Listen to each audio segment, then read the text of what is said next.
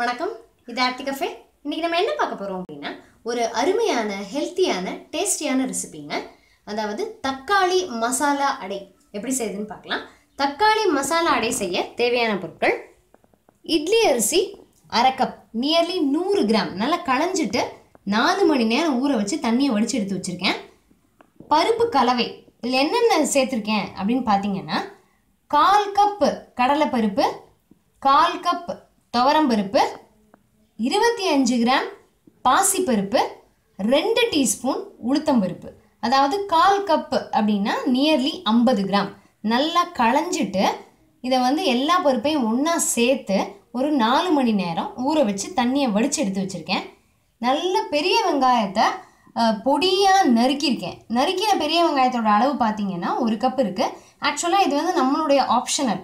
அது எவ்வளவு வெங்காயம் நம்ம அடைக்க சேர்க்குறோம் அப்படிங்கிறத நம்மளுடைய குடும்பத்து உறுப்பினர்களோட விருப்பத்தை பொறுத்தது.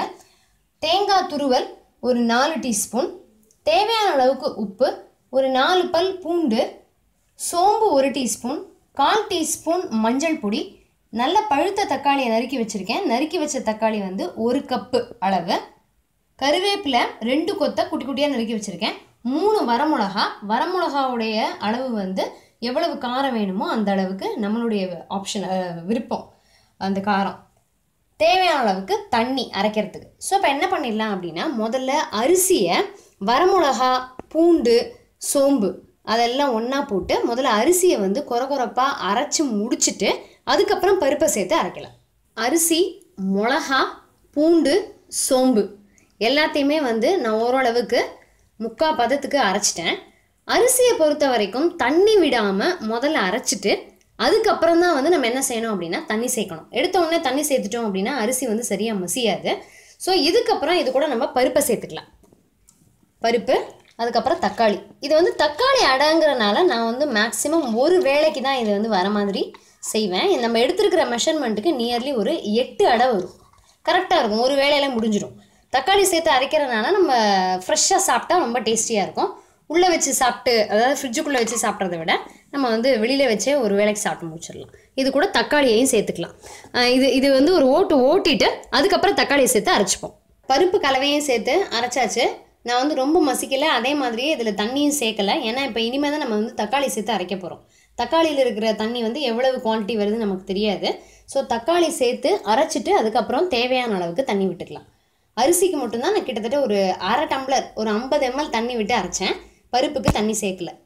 தக்காளியும் சேர்த்து அரைச்சாச்சு. ஸோ இந்த மாதிரி இந்த ஸ்டேஜுக்கு கிடச்சிருக்கு. நம்ம இது கூட இப்போ உப்பு, இன்னும் கொஞ்சம் தண்ணி சேர்த்து இன்னும் ஒரு ஓட்டி எடுத்துருவோம். உப்பும் கொஞ்சமாக தண்ணி சேர்த்தும் அரைச்சாச்சு. இதை இப்போ நம்ம ஒரு பாத்திரத்தில் மாற்றிக்கலாம். மாற்றிட்டு இது கூட மஞ்சள் பொடி, தேங்காய் துருவல் அதெல்லாம் சேர்த்துக்கலாம். உப்பு எவ்வளவு தேவையோ அந்த அளவுக்கு நம்மளுடைய டேஸ்ட்டுக்கு தகுந்த மாதிரி.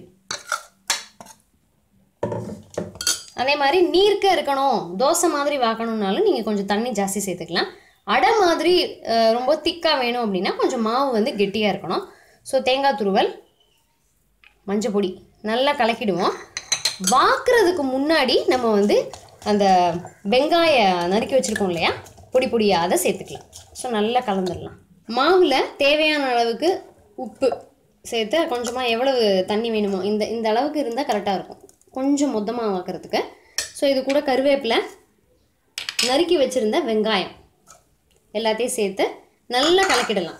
வெங்காயம் ரொம்ப பொடி பொடியாக இருந்தால் தான் நமக்கு வாக்குறது ஈஸியாக இருக்கும். ரொம்ப முட்டு முட்டாக பெருசாக போட்டோம் அப்படின்னா இழுக்க வராது.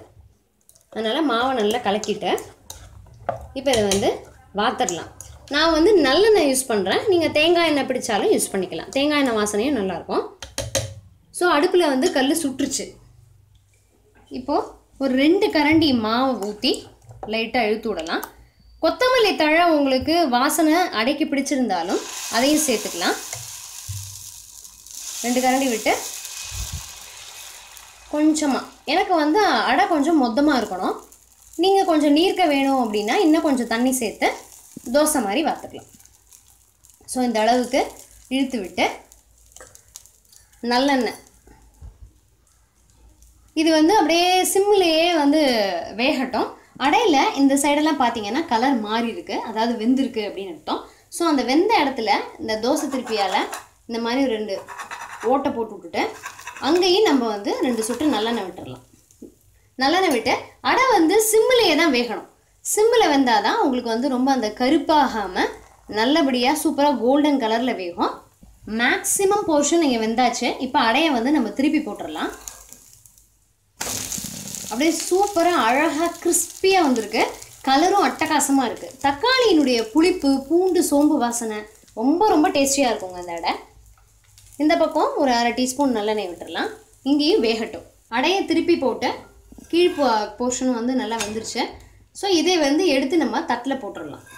எடுத்து பக்கத்துலேயே ஒரு தட்டு வச்சுருக்கேன், அதில் போட்டுருவோம். நல்ல கலர்ஃபுல்லான ஹெல்த்தியான மசாலா வாசனை நிரம்பிய தக்காளி மசாலா அடை ஃபென்டாஸ்டிக்காக ரெடி ஆகிடுச்சு. இதுக்கு வந்து தக்காளி மசாலா அடைக்கு தேங்காய் சட்னி, அவியல் ரொம்ப சூப்பராக இருக்கும். எங்கள் வீட்டில் வெல்லம் தொட்டு சாப்பிடுவாங்க, அதே மாதிரி ரசம் தொட்டும் சாப்பிடுவாங்க. ரொம்ப டேஸ்டியாக இருக்கும். ஸோ இந்த வீடியோ பிடிச்சிருந்தது அப்படின்னா லைக் பண்ணுங்கள், உங்கள் ஃப்ரெண்ட்ஸ்க்கும் ரிலேட்டிவ்ஸ்க்கும் ஷேர் பண்ணுங்கள். இதே மாதிரி நல்ல வீடியோஸ் பார்க்குறதுக்கு சேனலை சப்ஸ்கிரைப் பண்ணி வச்சுக்கோங்க. இன்னும் ஒரு நல்ல வீடியோவில் சந்திக்கலாம். தேங்க்யூ.